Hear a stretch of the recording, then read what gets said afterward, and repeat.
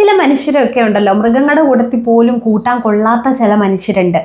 അവരുടെ പ്രവൃത്തികളും ഉണ്ട്. ശരിക്കും മൃഗമാണെന്ന് പറഞ്ഞാൽ ആ വർഗത്തിന് തന്നെ നാണക്കേടെന്ന് പറയുന്ന ഒരു സംഭവം വന്നു പോകും ചിലരോടൊക്കെ.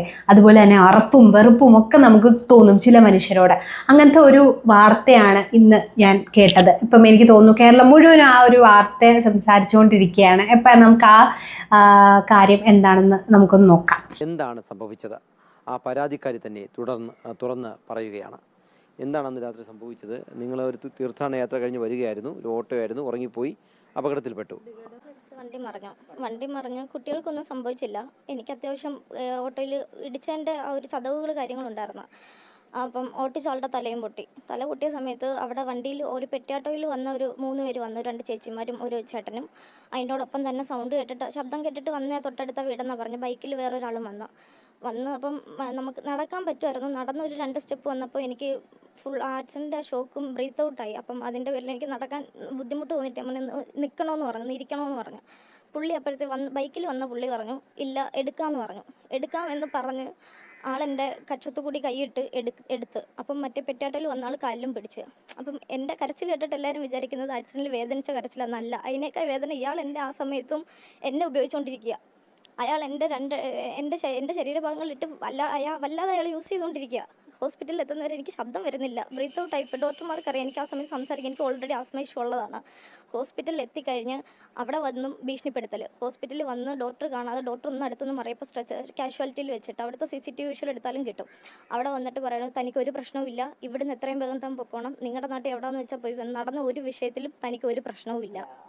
അപ്പൊ എന്താണ് കാര്യം എന്ന് വെച്ച് കഴിഞ്ഞാൽ കായംകുളത്താണ് ഈ ഒരു സംഭവം നടക്കുന്നത്. അതായത് കൊല്ലത്തു നിന്നുള്ളൊരു യുവതി തൻ്റെ ഭർത്താവും 2 കുട്ടികളും അതുപോലെ തന്നെ യുവതിയുടെ ഒരു സുഹൃത്തായ ഒരു പെൺകുട്ടിയുമായിട്ട് ഒരു തീർത്ഥാടനത്തിന് കായംകുളത്തേക്ക് പോയി അവിടുന്ന് തിരിച്ചു വരുന്ന സമയത്ത് ഇവരുടെ ഓട്ടോയിലാണ് ഇവർ വരുന്നത്. അപ്പോൾ ഓട്ടോ ആക്സിഡൻ്റ് ആവുകയും അതുപോലെ തന്നെ ഇവർക്ക് പരിക്കേൽക്കുകയും അതുപോലെ ഓട്ടോ ഡ്രൈവർക്കും കുറച്ച് പരിക്കൊക്കെ ഏറ്റു. അപ്പോൾ അന്നേരം രക്ഷിക്കാനെന്ന് പറഞ്ഞ് വന്ന ഒരു യുവാവെന്ന് പറയാൻ പറ്റില്ല, കായംകുളം വ്യാപാരി വ്യവസായ യൂണിറ്റ് പ്രസിഡന്റ്, അതായത് കായംകുളത്തെ വ്യാപാരി വ്യവസായ യൂണിറ്റ് പ്രസിഡന്റ് ആയിട്ടുള്ള സിനിൽ സവാത്ത് എന്നാണ് ഈ പുള്ളിയുടെ പേര്. അപ്പം ഇങ്ങനെയാണ് വരുന്നത്.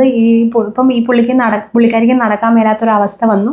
അപ്പോൾ ഇവിടെ ഇരിക്കണമെന്ന് പറഞ്ഞപ്പോൾ പുള്ളിക്കാരൻ പറഞ്ഞു ഞാൻ എടുക്കാം എന്ന് പറഞ്ഞിട്ട് ആ ഒരു ടൈമിൽ ലൈംഗികമായിട്ട് ഹോസ്പിറ്റലിൽ എത്തുന്ന ആ ടൈം വരെ യൂസ് ചെയ്തുകൊണ്ടിരിക്കുകയായിരുന്നു. അങ്ങനെ ഹോസ്പിറ്റലിൽ എത്തിക്കഴിഞ്ഞപ്പോൾ എല്ലാവരും മാറിയപ്പോഴത്തേക്ക് ഈ പുള്ളിക്കാരിയുടെ അടുത്ത് ഈ യൂസ് ചെയ്ത പുള്ളീൻ്റെ ഫ്രണ്ട് വന്നിട്ട് പറഞ്ഞു 25 ലക്ഷം രൂപ തരാം, ഇവിടുന്ന് പോയി എവിടെ വേണമെങ്കിലും പോയിട്ട് ട്രീറ്റ്മെൻറ്റ് എടുത്തോളൂ എന്ന് പറഞ്ഞു.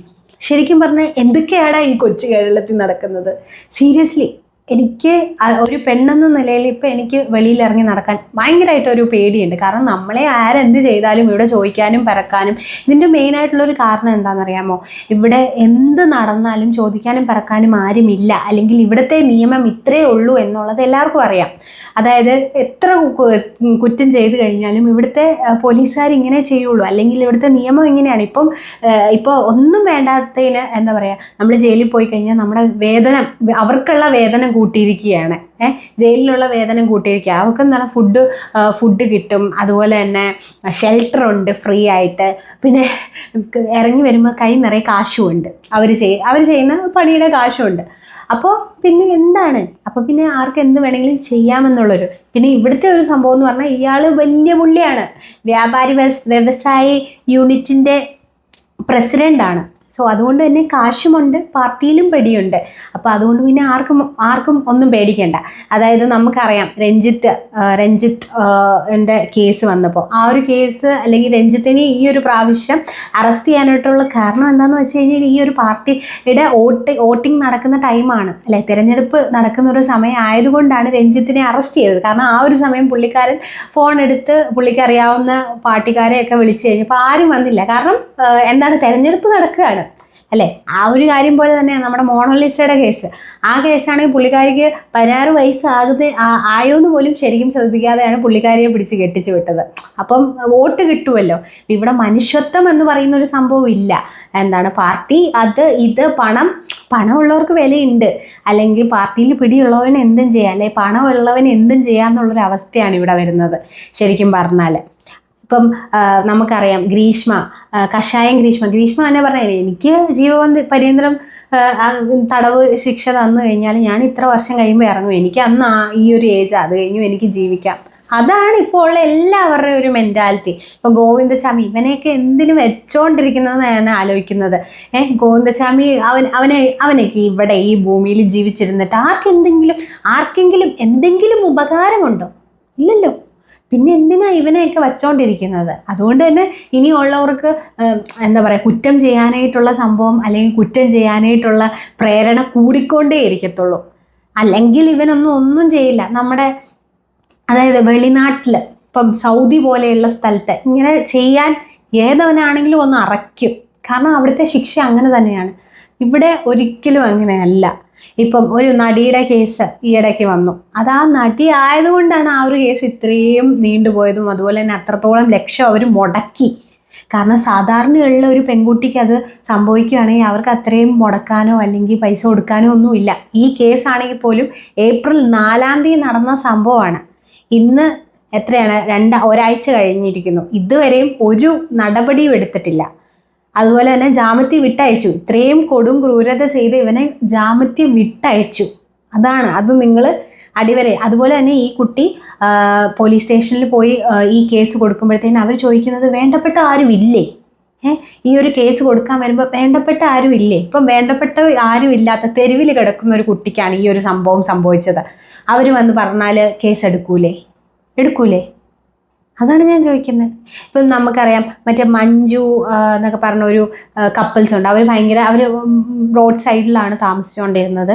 അപ്പോൾ ഇപ്പോൾ വൈറലായിട്ട് വീടൊക്കെ എടുത്തു. അപ്പോൾ അവർ തന്നെ പറയുന്നുണ്ട് അവർക്കൊരു അതിക്രമം ഇതുപോലെ വന്നപ്പോൾ പോലീസ് സ്റ്റേഷനിൽ പോയി കംപ്ലൈൻറ്റ് ചെയ്തപ്പോൾ അവർക്ക് ആരുമില്ലാതെ വഴി കിടക്കുന്നവരാ. അതുകൊണ്ട് അത്രയേ ഉള്ളൂ.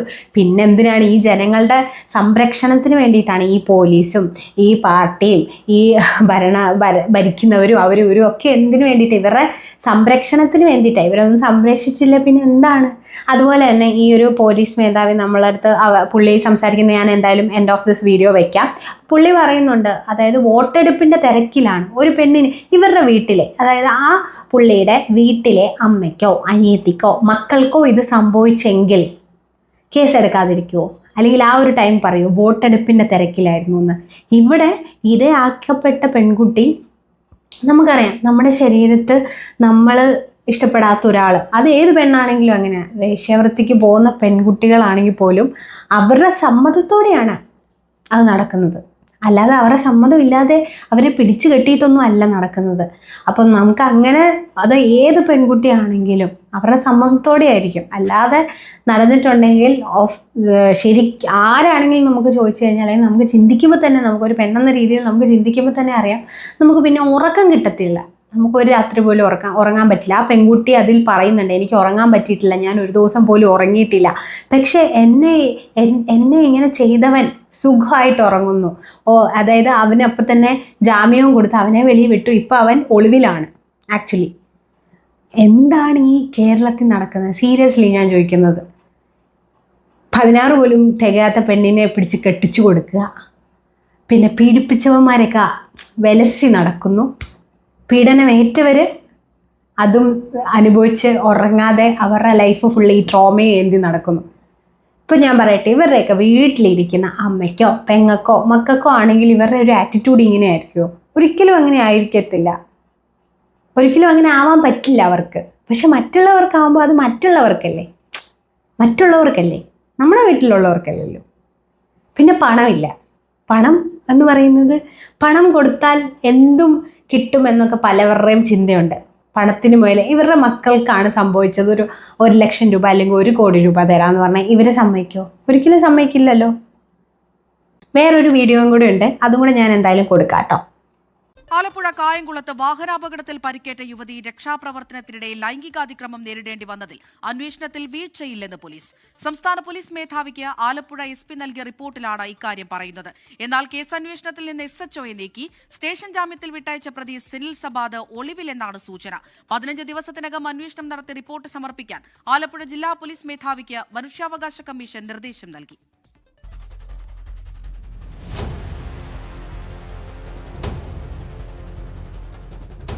ഈ മാസം 4-ന് നടന്ന സംഭവത്തിൽ 10 ദിവസം പിന്നിട്ടിട്ടും അന്വേഷണ പുരോഗതിയില്ലെന്ന യുവതിയുടെ പരാതിയിലായിരുന്നു DGP റിപ്പോർട്ട് തേടിയത്. കായംകുളം പോലീസ് കേസ് അട്ടിമറിച്ചെന്നും യുവതി ആരോപിച്ചു. എന്നാൽ കേസ് അന്വേഷണത്തിലും പ്രതിക്കെതിരെ നടപടി സ്വീകരിക്കുന്നതിലും കായംകുളം പോലീസിന് വീഴ്ച സംഭവിച്ചിട്ടില്ലെന്ന് DGPക്ക് നൽകിയ റിപ്പോർട്ടിൽ ആലപ്പുഴ ജില്ലാ പോലീസ് മേധാവി MP മോഹനചന്ദ്രൻ പറയുന്നു. സിനിൽ സബാദിനെതിരെ ചുമത്തിയത് സ്റ്റേഷൻ ജാമ്യം നൽകാവുന്ന വകുപ്പുകളായിരുന്നതിനാലാണ് നോട്ടീസ് നൽകി വിട്ടയച്ചതെന്ന വിശദീകരണവും റിപ്പോർട്ടിലുണ്ട്.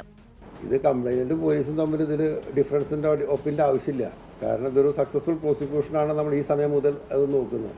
ആ തരത്തിലുള്ള എന്തെങ്കിലും വീഴ്ചകളോ മറ്റേതെങ്കിലും തരം ഒമിഷൻസോ സംഭവിച്ചിട്ടുണ്ടെങ്കിൽ അത് ക്ലാരിഫൈ ചെയ്യുന്നതിന് വേണ്ടിയാണ് ഡിവൈഎസ്പിയുടെ ഇൻവെസ്റ്റിഗേഷൻ എടുക്കാൻ വേണ്ടി പറഞ്ഞിരിക്കുന്നത്. പരാതിക്കാരിയുടെ രഹസ്യമൊഴി രേഖപ്പെടുത്താൻ ചൊവ്വാഴ്ച തന്നെ കോടതിയിൽ അപേക്ഷ നൽകിയിരുന്നെന്നും ജില്ലാ പോലീസ് മേധാവി. അതേസമയം കായംകുളം SHO കേസ് അന്വേഷണത്തിലും പെരുമാറ്റത്തിലും നീതി പുലർത്തിയില്ലെന്ന ആക്ഷേപവും പരാതിക്കാരി ഉയർത്തി. ഇതോടെ അന്വേഷണ ചുമതലയിൽ നിന്ന് SHOയെ നീക്കി. കായംകുളം DYSPയാണ് ഇനി കേസ് അന്വേഷിക്കുക. എറണാകുളം DIG അരുൺ B കൃഷ്ണയുടെ നിർദ്ദേശപ്രകാരമാണ് തീരുമാനം. നോട്ടീസ് നൽകി വിട്ടയച്ച സിനിൽ സബാദ് ഒളിവിൽ പോയതായാണ് സംശയം. വ്യാപാരി വ്യവസായി ഏകോപന സമിതിയുടെ ഭാരവാഹിയായിരുന്ന സിനിലിനെ പ്രാഥമിക അംഗത്വത്തിൽ നിന്ന് സസ്പെൻഡ് ചെയ്തു. 24. ഓ, വലിയ കാര്യമായിപ്പോയി. അവനെ സസ്പെൻഡ് ചെയ്തു. അതാണല്ലോ വലിയ കാര്യമായിപ്പോയി. ബാക്കി ചെയ്തതിനൊന്നും ഒന്നും സംഭവിച്ചിട്ടില്ല. ഇവിടെ ആർക്കും എന്തും ചെയ്യാം.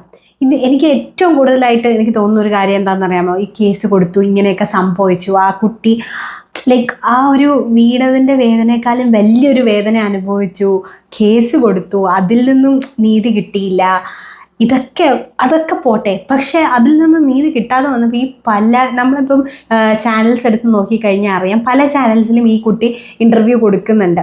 അപ്പോൾ പല സമയത്ത് പല ആൾക്കാർക്കും ഇത് കൊടുത്തുകൊണ്ടിരിക്കുമ്പോൾ ഈ വീണ്ടും ഈ സെയിം കാര്യം തന്നെ പറയുമ്പം അത് നമുക്ക് എത്രത്തോളം ട്രോമ ഉണ്ടാക്കുമെന്നറിയും. പല ആൾക്കാരുടെ അടുത്തും ഈ ഒരു സെയിം സംഭവങ്ങൾ പറയുമ്പം അത് എന്തോരം ട്രോമ വരും എന്നുള്ളത്, അതാണ് ഏറ്റവും കൂടുതലുള്ള ട്രോമ എന്ന് പറയുന്നത്. അതുപോലെ തന്നെ വൈദ്യപരിശോധനയുടെ കാര്യം ഇവർ പറഞ്ഞിട്ടുണ്ടായിരുന്നു. അന്ന് കേസ് കൊടുത്തപ്പോൾ പിറ്റേ ദിവസം വരൂ, അന്ന് പരിശോധന നടത്താം, മൊഴിയെടുത്ത് പരിശോധന നടത്താം. പക്ഷേ ആ പരിശോധന നടത്തിയിട്ടില്ല. അന്ന് ഹോസ്പിറ്റലിൽ കൊണ്ടുപോയപ്പോൾ ആ നേഴ്സ് അല്ലാതെ ഈ പോലീസുകാർ അത് വൈദ്യപരിശോധനയും കാര്യങ്ങളും ഒന്നും നടത്തിയിട്ടില്ല. സോ എന്താണ് ഇവിടെ നടക്കുന്നത്? എനിക്ക് ഒരു സ്ത്രീ എന്ന നിലയിൽ എനിക്കിവിടെ ജീവിക്കാൻ പേടിയാണ് ഗൈസ്. എത്ര നിയമം ഉണ്ടെങ്കിലും എത്ര ഇതുണ്ടെങ്കിലും സ്ത്രീകൾ പേടിച്ച് അവനവനെ സൂക്ഷിക്കുക. എത്ര പോലീസ് ഉണ്ടെങ്കിലും എത്ര നിയമം ഉണ്ടെങ്കിലും എത്ര ഇതുണ്ടെങ്കിലും ഒരു കാര്യമില്ലെന്ന് മനസ്സിലായല്ലോ. പണവും പദവിയും ഉണ്ടെങ്കിൽ, അല്ലെങ്കിൽ പണവും കുറച്ച് പാർട്ടിയിൽ പിടിയും ഉണ്ടെങ്കിൽ നമുക്ക് രക്ഷപ്പെട്ടു പോവാം. പിന്നെ ഈ ഒരു സംഭവം ഇപ്പം ഇലക്ഷന് മുന്നെയാണ് നടന്നതെങ്കിൽ ഓരോ പാർട്ടിക്കാരും വന്ന് നമ്മളെ ഈ പുള്ളിക്കാരിയെ സഹായിക്കാൻ വേണ്ടി നിന്നേനെ, അല്ലെങ്കിൽ ഇതിനൊരു പെട്ടെന്നൊരു നടപടി എടുത്തേനെ. ഇനിയിപ്പം ഇലക്ഷൻ കഴിഞ്ഞു പോയല്ലോ, അതുകൊണ്ട് പിന്നെ ഒന്നും നടക്കാനോ സംഭവിക്കാനോ പോകുന്നില്ല. എന്തായാലും ആ കുട്ടിക്ക് നീതി കിട്ടട്ടെ എന്ന് ഞാൻ പ്രാർത്ഥിക്കുന്നു. സോ എന്തായാലും അടുത്തൊരു വീഡിയോ ആയിട്ട് ഓടി വരാം. അതുവരേക്കും it's me Chancel signing off. By.